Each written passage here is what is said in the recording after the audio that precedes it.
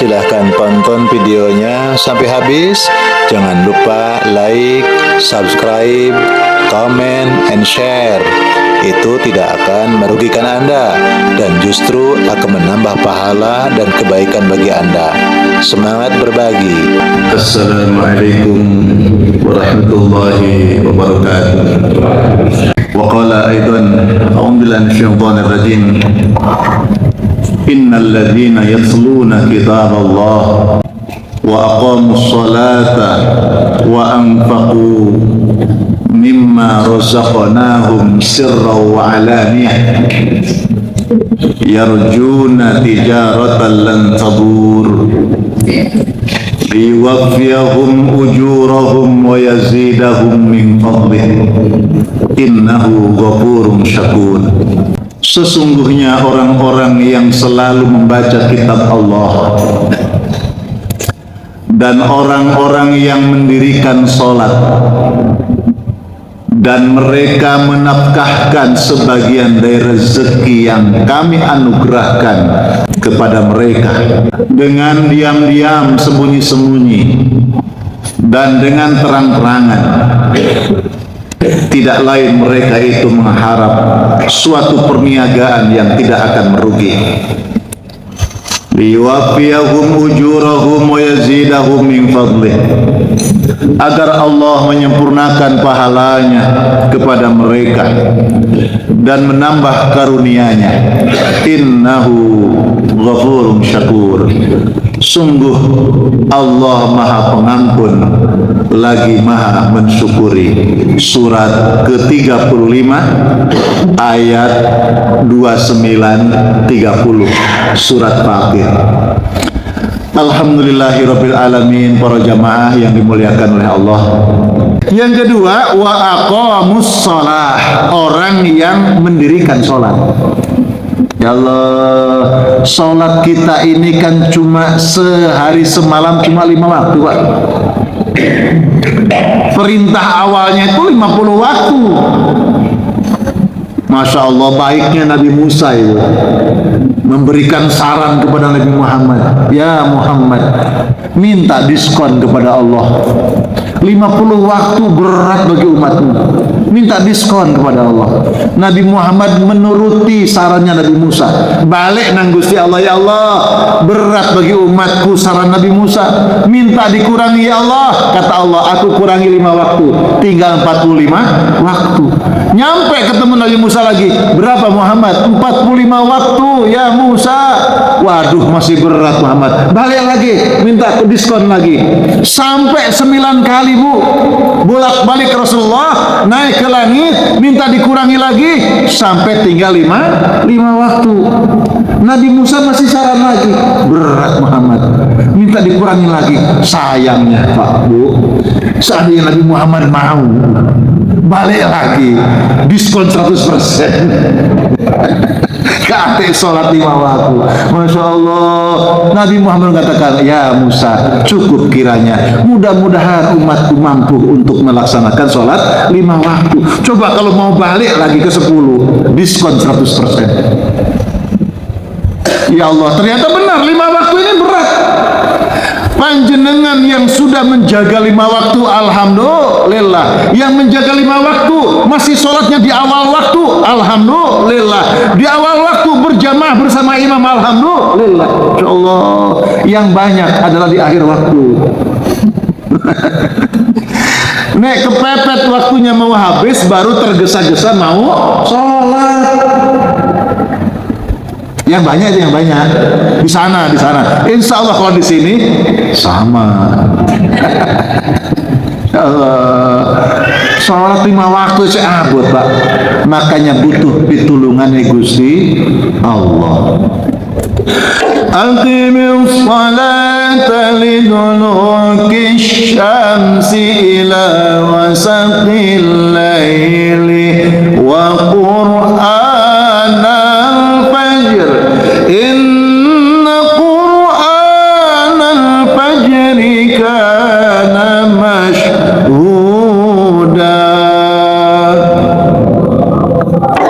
Ini perintah sholat 5 waktu.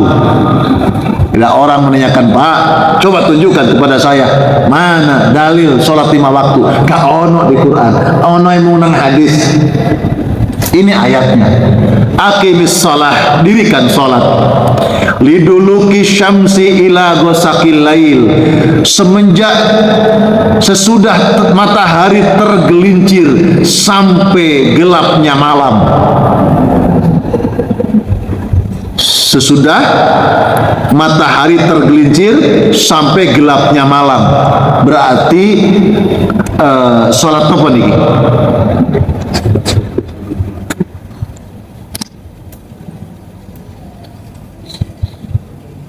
Liduluki syamsi, sholat yang tergelincir sesudah matahari tergelincir. Maksudnya ini adalah sholat zuhur, sholat asar.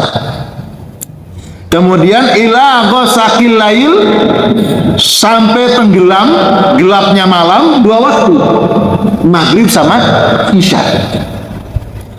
Wa qur'anal fajr,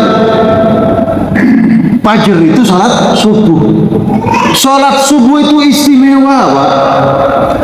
Allah menyebutnya wa qur'anal fajr, sebab sholat subuh itu sholat saat diturunkan Al-Quran oleh Allah. Inna qur'anal fajri, sungguh sholat subuh Al-Quran al-fajr itu kana masyhuda, benar-benar disaksikan oleh malaikat-malaikat Allah. Makanya bersyukur panjenengan bisa sholat subuh berjamaah di sini, masya Allah. Dilanjut ada ngaji subuh, masya Allah. Senang nang Allah Subhanahu Wa Taala. Tambah syukurnya kepada Allah. Qul bi fadlillah wa bi rahmatihi, ya Allah matur nuwun Gusti, panjenengan masih maringi dateng kula sedaya niki karunia lan rahmat, karunia dan kasih sayang, sehingga dengan 2 hal itu saya dimudahkan sholat subuh berjamaah di masjid.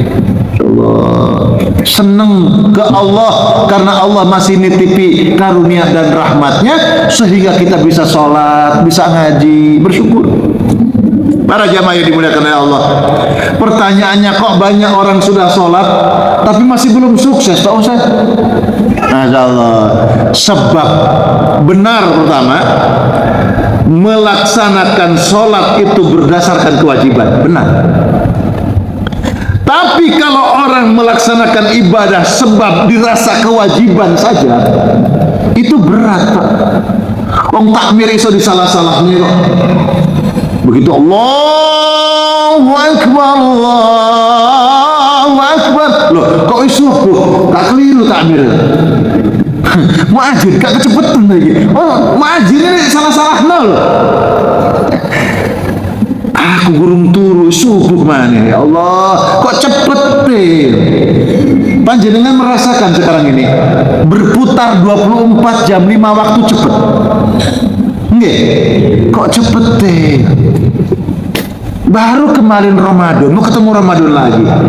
Baru kemarin Januari, sudah Desember mau Januari lagi. Kok cepet sih? Guru mau apa? Belum menghasilkan apa-apa. Kok sudah 1 tahun? Masya Allah. Hati-hati. Zaman sudah dipercepat seolah-olah. Padahal sama durasinya. Sama durasinya. Panjenengan maaf, pentelengi itu, detik itu, ini sama 60 itu. Tapi kok rasanya kok cepet ya? Yang kemarin dengan sekarang, yang dulu dengan sekarang. Masya Allah. Jadi kalau sholat ibadah dirasa karena kewajiban, berat Pak, kepeksa Pak. Maka kita ini harus mengubah mindset kita. Kalau kita lapar, Bu, Pak, Bu, lapar, kita butuh makan. Kalau haus butuh minum. Dewasa butuh nikah, kan? Hidup butuh tempat tinggal. Tambahi butuh sholat. Saya butuh makan, saya butuh minum, saya butuh istirahat, saya butuh wudu, saya butuh harta, saya butuh makan, saya butuh sholat. Tambahi butuh sholat. Ini harus dihujamkan. Kalau di dalam training itu harus ngomong, Pak. saya butuh makan, saya butuh minum, saya butuh rumah, saya butuh sholat, harus diucapkan. Karena ternyata itu akan mengubah. Selalu disebut, diingat, akan mengubah. Para jamaah yang dimuliakan oleh Allah Subhanahu wa taala, dan ulama-ulama dulu itu menjadikan sholat itu aqrabul, jarak terdekat seorang hamba dengan Allah Subhanahu wa taala adalah ketika mereka sholat. Aqrabu ma yakuna abdu min rabbih wa huwa sajidun, baksir dua. Ketika mereka sedang sholat, ketika mereka sedang sujud, itu jarak terdekat. Masya Allah. Makanya panjenengan kalau punya uang berlebih, bisa rekreasi, bisa melakukan rihlah, bisa melakukan perjalanan. Kata Rasulullah, janganlah seseorang itu la tasyuddur rihala illa fi salas. Jangan engkau bersemangat, punya azam yang kuat untuk melakukan perjalanan karena banyak duit, banyak kesempatan, banyak momen, lalu melakukan perjalanan. Kata Rasulullah, jangan punya keinginan kuat seperti itu kecuali kepada 3 tempat. Kalau ketiga tempat ini harus punya semangat, harus punya cita-cita, harus punya doa kepada 3 tempat ini. Apa? Yang pertama, Al-Masjidil Haram di Makkah. Ke Masjidil Haram di Makkah. Saya kepengen ke Masjidil Haram di Makkah. Ilal Masjidi An-Nabawi bi Madinah, ke Masjid Nabawi di Madinah. Pengen saya ke Masjid Nabawi, ke masjidnya Rasulullah, pengen ke sana. Wa Masjidil Aqsa di Palestina. Pengen berkunjung ke Masjid Aqsa yang sekarang lagi ramai. Jadi kalau punya uang, niatkan pengen perjalanan ke sana. Kalau sudah sering bolak-balik, bisa kita panjenengan memilih sopo kira-kira jamaah sing aktif salate, ngono. Beri kesempatan sing aktif salate, sing gurung pernah ke sana, belum pernah umroh, belum pernah haji. Terus sampean pernah umroh? Durung Pak Ustaz. Udah loh, saya biayai. Masya Allah. Kata Rasulullah, kalau panjenengan punya aset untuk melakukan perjalanan, jangan semangat kecuali ketiga tempat tadi: Masjidil Haram, Masjid Nabawi, Masjid Aqsa. Subhanallah. Para jamaah, kenapa kok Rasulullah itu memberikan support agar kita mau ke sana untuk ibadah, di sana untuk sholat, Makanya statusnya panjenengan itu kan sebagai musafir. Perjalanan Indonesia, Mekah, Indonesia, Madinah, itu kan musafir. Tapi di sana sholatnya sholat ada. Boten di jama, boten di kosor, rugi sampean. Sholatnya sholat biasa. Kenapa? Karena sholatnya orang di Masjid Nabawi Madinah 1 rakaat sama dengan 1000 rakaat sholat di sini. 1 rakaat sholatnya di Masjidil Haram Mekah sama dengan 100.000 sholatnya di Masjid Sunan Ampel. Masya Allah. Maka jangan kaget orang pulang umroh, pulang haji, terus gak sholat di sini. Dia merasa punya tabungannya seakeh. Tapi itu jalan yang salah. Jangan ditiru. Kalau ada orang pulang haji terus gak pernah ke masjid lagi, gak pernah sholat, baik sangka, oh dia seakeh tabungannya. Oh no. Cuma dungakno, moga-moga tetap seget sholat di masjid Sunan Ampel, didoakan. Jangan ditiru, jangan nanti pulang umroh terus kalau sholat mana tabunganku si akeh, gitu. Jangan, insyaallah. Itu motivasi, kekuatan, spiritualitas itu yang dibangun oleh Rasulullah Shallallahu Alaihi Wasallam. Para jamaah, Bahkan kalau panjenengan kesempatan haji itu kan ada 8 hari di Madinah. Ada yang namanya sholat arba'in. Arba'in hitungannya 40 waktu. Sehari kan 5 waktu, kali 8 hari 40 waktu. Biasanya ada kesempatan 9 hari, tidak nyampe memang sampai 45, tapi bisa ada 43, 42 waktu. Cuma nek panjenengan sibuk noto koper, noto kamar, entek telu waktu itu. Bahkan tinggal 39 waktu rugi. Makanya orang-orang yang sregep begitu nyampe di kamar hotel ditinggal, ayo nang masjid sholat. Eman jauh-jauh dari Indonesia ke Madinah terus nyantai-nyantai. Memang niatnya ibadah sholat. Para jamaah yang dimuliakan oleh Allah, rata-rata di Madinah dapat 43 waktu, 42 waktu. Kalau dapat 40 waktu ngepres nih, alhamdulillah, jangan sampai ketinggalan. Syaratnya siapa yang sholat 40 waktu tidak ketinggalan takbiratul ihramnya imam, bara'atum minan niran, minan nar, minan nifaq, maka dia oleh Allah akan dibebaskan dari api neraka, dibebaskan dari sifat nifaq, munafik. Masya Allah, 40 waktu. Jadi imamnya begitu Allahu Akbar, panjenengan ngikut Allahu Akbar. Itu namanya tidak ketinggalan takbiratul ihram imam. Tapi begitu masuk ke masjid, imamnya Allahu Akbar, rukuk, ketinggalan panjenengan. Tidak dapat keutamaan itu. 40 waktu sholat di Masjid Nabawi, walaupun hadisnya mendapatkan kritik. Ada yang mengatakan hadisnya hasan baik, ada yang mengatakan hadisnya dhaif lemah. Tetapi sekalipun lemah, dia tetap sahihul makna, karena anjuran sholat berjamaah itu kuat perintahnya. Tidak apa-apa mengamalkan hadis itu. Tapi yang paling hebat lagi adalah para jamaah, orang yang melaksanakan sholat 40 hari, bukan 40 waktu. Dan ini tidak disebutkan di mana, di masjid mana. Hadisnya hadisnya sahih, riwayat Imam Bukhari, riwayat Imam At-Tirmidzi.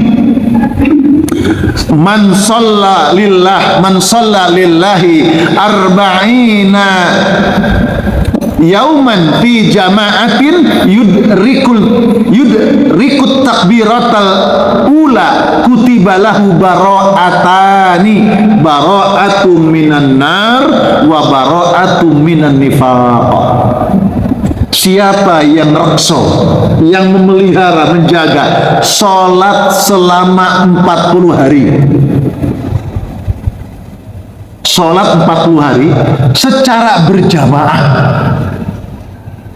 ya, tidak ketinggalan takbiratul ihramnya imam. 40 hari, insya Allah. Berarti 40 hari itu ya 40 hari kali 5 waktu, 200 sholat. Tidak terlambat takbiratul ihram imam berjamaah. Masya Allah.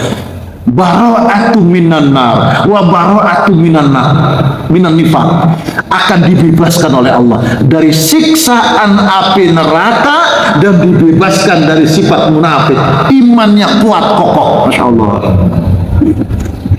Ada beberapa jamaah yang sharing kepada saya, orang yang mengamalkan 40 hari itu Pak, Masya Allah.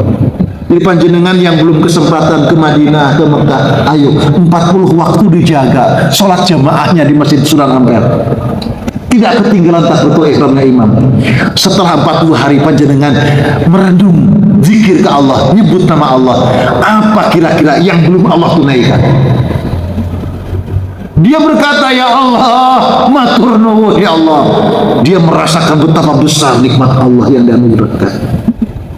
bangga dia kepada Allah. Ya Allah, betapa pertolonganmu begitu sangat luar biasa. Tidak ada aku mengharapkan apapun kecuali Engkau wujudkan, ya Allah. Hebat, luar biasa. Nah, para jamaah yang dimuliakan Allah Subhanahu wa taala, jadi orang yang menjaga sholat 40 hari tidak ketinggalan takbiratul ihramnya imam. Ada yang belum pernah umrah? Belum pernah haji? Masya Allah. Insya Allah nanti setelah syuruk ini sholat 2 rakaat nilai pahalanya sama dengan haji dan umrah. Ya gitu. Itu tambahannya bagi orang-orang yang belum pernah haji umrah. Wes belum pernah haji umrah, nggak tahu ngaji, repot. Makanya kita ngaji sampai waktu terbit matahari tambah 10 menit, sholat 2 rakaat, sholat isya, Allahu Akbar, insyaallah. Sama dengan haji wa umrah, tamah. Sama dengan orang yang menunaikan ibadah haji dan umrah sempurna sisi nilai pahalanya. Insyaallah. Jadi itu sholat. Maka sholatnya ditautumane, sholatnya dipelajari lagi, sholatnya dievaluasi lagi, sholatnya sholat yang manual. Saya katakan sholatnya manual, jangan metik. Rata-rata sholat kita metik. Begitu Allahu Akbar jalan sendiri. Jalan sendiri, Allahu Akbar, Allahu Akbar kabir. Wis jalan sendiri. Kalau metik, iling-ilingan, metik itu Allahu Akbar, ngiling Gusti Allah, Allahu Akbar kabir, ngiling Gusti Allah. Itu namanya manual. Maka sholat itu manual. Allahu Akbar, Sami'allahu liman hamidah. Engkau ya Allah mendengar hamba yang memuji Engkau. Sami'allahu liman hamidah. Kalau kita menyatakan Allah mendengar atas apa yang kita puji kepadanya, Allah akan menjawab, hamidani abdi, hambaku tengah memuji aku. Subhanallah. Yang pertama, orang yang selalu membaca Al-Quran. Kedua, orang yang melaksanakan sholat 5 waktu. Masya Allah. Ibu-ibu, Masya Allah, ibu-ibu itu beda dengan bapak-bapak. Beda ya. Ini di sini luar biasa pengajian ini, bapak ibu kekuatannya seimbang nih, luar biasa ini. Ibu-ibu itu Masya Allah melaksanakan 4 hal saja dijamin surga oleh Allah. Sudah tahu? Melaksanakan 4 hal dijamin surga oleh Allah. Pertama, sholat 5 waktu. Ibu tidak sholat sunnah tidak apa-apa. Yang penting sholat 5 waktu. Cuma kan sholat 5 waktu itu saya ngape. Makanya Rasulullah, malaikat itu diperintahkan Allah, hei malaikatku, tengok dari hambaku sholat fardunya 5 waktu. Ya Allah, banyak bolong. Tengok sholat sunnahnya. Itu yang menjadikan sholat sunnah. Jadi ibu ini yang penting sholat 5 waktu. Kalau sholat sunnah izin suami. Pak, jam luru bangun malam-malam ini hari, Pak sholat sunnah napa ngersakaken. Itu ibu-ibu. Suaminya lagi kepingin malah sholat sunnah. Itu tidak jamin itu. Jadi ibu-ibu itu begitu. Sholat fardu tidak sholat sunnah nggak apa-apa. Kalau sholat sunnah izin suami atau suaminya redho. Yang kedua, puasa bulan Ramadan. Tidak puasa sunnah tidak apa-apa. Itu ibu-ibu. Jadi kalau suaminya tugas jauh pas pulang, istrinya malah puasa. Puasa lagi suaminya akhirnya. Puasa apa suaminya? Puasa nggak bisa deket sama istri. Makanya si istri itu kalau suaminya baru datang kerja itu, Pak makan dulu apa bobo dulu. Pak mau apa saya puasa sunnah. Jadi izin puasa sunnah. Ini Senin Kemis apa saya puasa apa mau bertamasya gitu. Bilang dulu. Kenapa? Kenapa? Jaminan dari Allah Subhanahu wa taala. Seorang istri sholat 5 waktu, puasa di bulan Ramadan. Yang ketiga, taat sama suami. Rasono. Taat sama suami. Ada sesuatu istri itu yang tidak boleh bantah sama sekali sama suami. Istri itu cuma nggih, insyaallah, matur nuwun, ngapunten. Udah, sami'na wa ata'na. Kecuali perintah suami itu menyalahi apa yang digariskan oleh Allah. Memerintahkan sesuatu yang maksiat, boleh istri tidak taat. Tapi selama apa yang diminta, apa yang diperintahkan suami, hal yang baik, wajib sami'na wa ata'na. Itu jaminan surga. Yang keempat, menutup aurat. Istri itu dijamin surga 4. Sholat 5 waktu, puasa Ramadan, taat kepada suami, menutup aurat. Wah, jaminan surga. Wes, kalau cewek wanita seperti itu belum mati jangan dikubur. Jangan dikubur, Bu. Masa masih hidup dikubur.